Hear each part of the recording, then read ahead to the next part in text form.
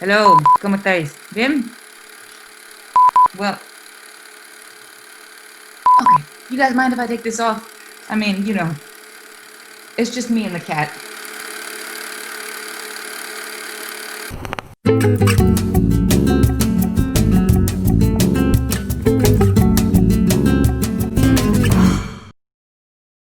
Welcome back to the Metropolitan Culture Corner. We're so happy to be with you, even though we're all still kind of in semi-quarantine, phase 1, phase 2, phase nadie sabe.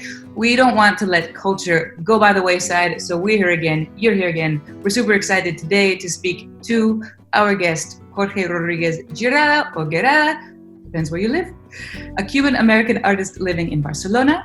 He works in various mediums, including sculpture, but is best known for these amazing, massive portraits that he creates, which are sometimes in the format of a mural on the side of a building, sometimes they're terrestrial interventions on the earth, and they can be seen from the air. From street art in the 1990s to his latest large-scale terrestrial series, the thread running through his work always there is a message behind it. They're not just pretty pictures. He has been asked to create works on the streets of Barcelona, Beirut, New York City, in Belfast, and the only problem for me is that this interview can't be 3 hours long because this guy is just so interesting. So thank you for joining us again this month. Sit back, relax, take off the mask if you are maintaining social distance, and let's go.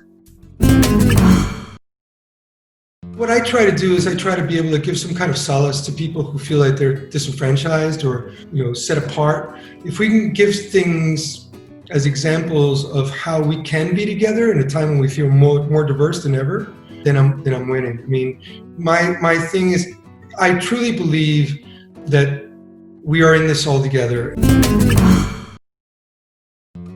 I would like to start at the beginning because in the 1990s, what you did was not street art, so to speak, but culture jamming, which not everybody is familiar with that is. So could you explain what that is and what inspired you to get started in that in the first place? I went to a sort of like a multicultural college in Jersey City. I mean, I wanted to go to like, Pratt or Cooper Union, things like this, but I just didn't have the right, guidance in high school, let's say.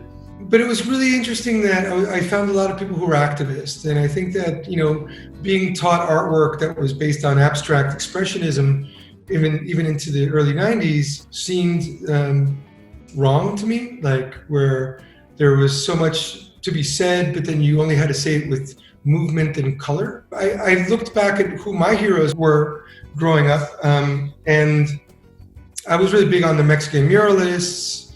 I was really big on, Picasso's Guernica as a way to bring attention to the refugee crisis. So there was artwork that was doing a different task, as opposed to being just something that goes great as a collector's item that matches your couch. There was artwork that was hard-hitting and important and really engaged in its moment in history. The culture jamming was basically an outpouring of that direction in the streets around New York City and New Jersey at that time, changing billboards. And so there was a disproportionate amount of advertising in minority areas. And then when you would go to an affluent town, there was one billboard that says, "Buckle your seatbelt." Oh, but you came from this really activist roots with a very clear purpose behind your art. So then coming from New York City and ending up eventually in Barcelona, how did being in New York and then ending up later living here, how did that influence what you do or change your perspective on what you do? I wanted to get away from the direct culture jamming, like changing billboards thing. That was sort of this stylistic device used. It ended up being almost usurped by the advertising companies themselves. They started basically attacking their own ads on purpose to get more press. They would do big banner pieces in front of buildings when they're doing, the renovations of the facades. And they would actually tag them themselves, messages that seemed against, but they were actually for the ad. So the whole thing ends up being taken away from its original direction. So coming to Barcelona was a way for me to get away and start over. I fell in love with party walls, las medianeras of Barcelona, where they tear down buildings and you have these very old surfaces, wallpapers, paint. You could see where the rooms, where the lines of the other rooms were, where the bathroom was, where the steps were.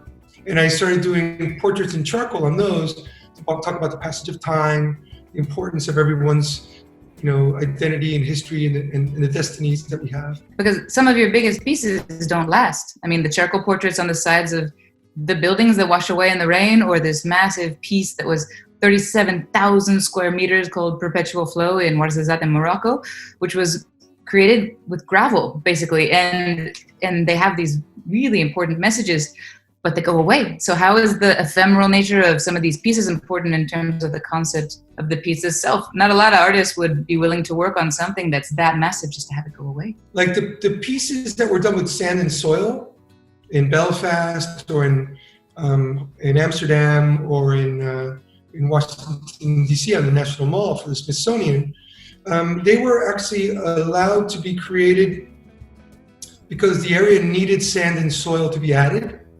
Mm-hmm. So you're basically allowing yourself to become part of a synergy of everybody that wins by making it happen. It's very complex to get those permissions unless everybody's on board. The city, the property owners, the population, what's the story being said and how does it help later once it fades away. The one in Morocco is actually staying, and it's actually that gravel is being replaced by desert scrub, like desert plants that are really, really sturdy. Because I realized that if I give it some kind of natural fertilizer to that soil, to that desert soil, and it couldn't be something that could fly away, it couldn't be a powder, and it had to be organic. So I basically used organic flower oil, like sunflower oil. That's just so amazing. Just the concept behind this Greenbelt project in Morocco, that you want to make this big piece to represent a big idea, which is something you've said, no? The more important my subject, the larger the art should be. And then, but the fact that you're thinking about sunflower oil and how can we make this stay and become a part of the ecosystem is just such a different concept than your typical street art. What first drew you to this kind of format and these kinds of large pieces that aren't just large in scale, but large in terms of their cultural scope and context? The Barcelona party walls, all these textures and stuff made me fall in love with texture. So my gallery work is really based on texture, from my sculptures all the way to the drawings on old 200-year-old wall surfaces. That brought me to my love for aerial photographs. So Google Earth and Google Maps are something that I do for fun. Like people watch movies, I go on Google Earth. And I love the texture, if you could make a piece large enough so it becomes part of the terrestrial image from above, then you're making a statement of that city or that location in a different way, trying to, appeal to a larger consciousness.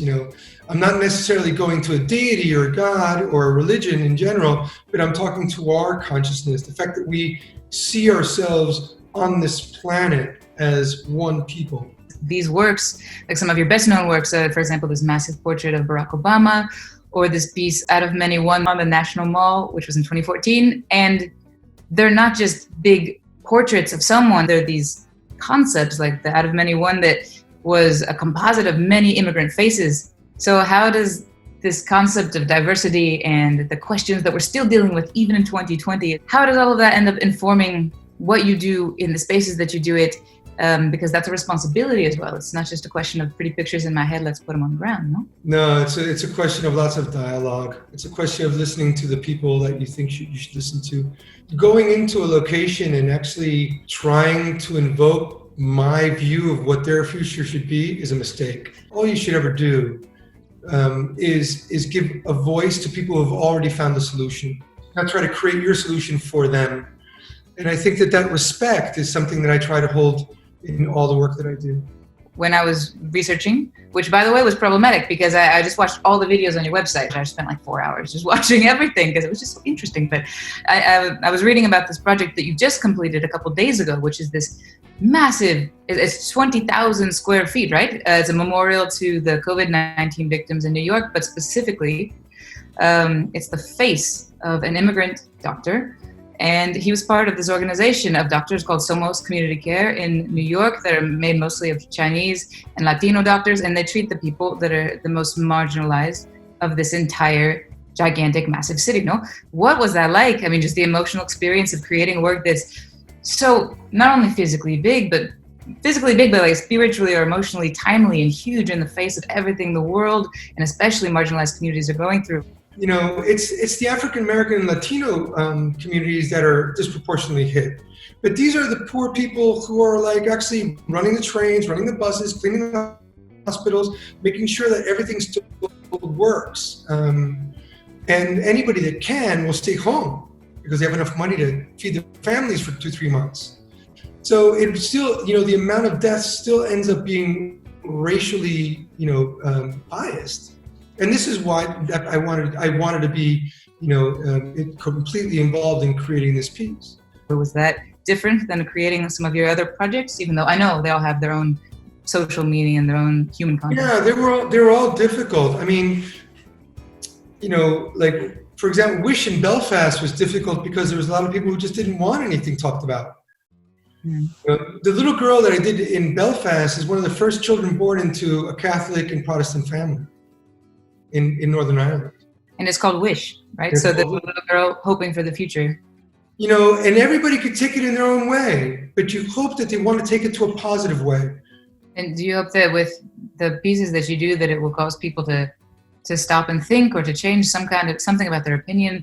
Because in the end of the day, every human that's going to come across your work is going to experience it in their own context. So do you believe in the power of art to teach people as long as they have an open mind? Not necessarily teach, but to actually open dialogue, just basically have them think about the possibilities. What kind of feedback do you get from people? Do you get pushback, or do most people tend to see the coming together aspect of what you do? No, I got pushback in every single one. But that pushback comparatively is like 0.5% compared to the thousands and thousands of people who are just so thankful that it's done. But you always get haters. You get people who just hate change, hate the other side, hate you, hate themselves. And so they're going to be vocal. And then you just can't listen to those people that much. You give them the respect, of letting them have their opinion, but you don't let them influence who you are or what you do. Well, in the community, speaking of people, it's not just that you create a work of art and you have a public that then digests this work of art. You also have huge teams of people that are involved in the creation of especially these large-scale works. For example, there's a video on your website of the piece Recordar, which means remember, in front of the Mercado del Born, which are these huge eyes with the reflections of the traumas of the past that this country's gone through. And not only does it say at the end of the video that it was funded by contributions from local businesses, but you have all these people from the community participating in the physical creation of a work of art, which is not something that a lot of artists experience. So how does that change or impact the process for you to be kind of the captain of this ship of art, Yeah, that's a great example of just absolute perseverance. There was a woman who was working in the city government who was she was like revisionist. She was like, who cares about this? We're living now. Franco's dead. No, it doesn't matter. And I'm like, no, look, there was still thousands and thousands of bodies in common graves throughout Spain. So no, nothing, you don't forget, everything's not okay. But the reason I say it was a study of perseverance is we did it in 2 days when we were supposed to have a week. Because the final permission was sort of broken through with getting around this one woman. And then my whole goal always was that this was going to be painted in by the people. So we had people who got married, who were actually in a wedding dress, spray painting, and everybody who would walk by, it was probably painted by at least 500 people. One technical question is, on one hand, your creations are sometimes made of earth, on the earth, which is as organic as you can get. But on the other hand, you use vector technology and GPS topography and all kinds of other very high-tech things to create your work. So how is the role of technology important in what you're doing in these very organic contexts? Well, I use it in a lot of things. I'm actually using them now in my series of sculptures, not necessarily the smaller scale brick and stone ones, but definitely for the larger scale metal and monumental ones. And my idea is always to blend, Renaissance methods, plasticine and clay and charcoal and ink, to the whole concept of new cutting edge programs like Grasshopper and Rhinoceros, which are basically used now for architecture. Wow. So my blend of that is helping me just get a whole new direction in sculpture together, which I'll be showing later this year. The large scale pieces, this doctor that I did was gridded. The whole size was 40,000 square feet. I think the final size of him, of the face, was maybe 27,500. But I could still do that in a day. If I can draw it out in a day, we don't go to high technology. Now, if I literally need a golf cart or a bicycle or a motorcycle to get to the other end of it, then we go to the other thing. Yeah. Well, it's been such a pleasure to speak to you. Most people they have their talking points for how they want to promote their work, and they don't talk quite as much about the personal meaning behind it. So for me, it's been more interesting to hear that from you than just explaining, how some famous person once told you that they liked what you do. So thank you so much for everything. Thank you everyone for tuning in every month to the Metropolitan Culture Corner, because as you see, this little corner that we do, whether it's a Hard Rock or whether it's in quarantine, is to shine the light on people who just, you see this, right? That they should be heard. Tune in next month too. I don't know if we'll still be in quarantine. Ya veremos. We'll be speaking with the head of the Prostíbulo Poético based in Barcelona. They also have been in New York, in Madrid, and they are an organization that is super interesting. If you don't know what a Prostíbulo Poético is, you will find out. And, I think because it's just me and the cat, I'm not going to put the mask back on. Do you guys mind? Is that okay?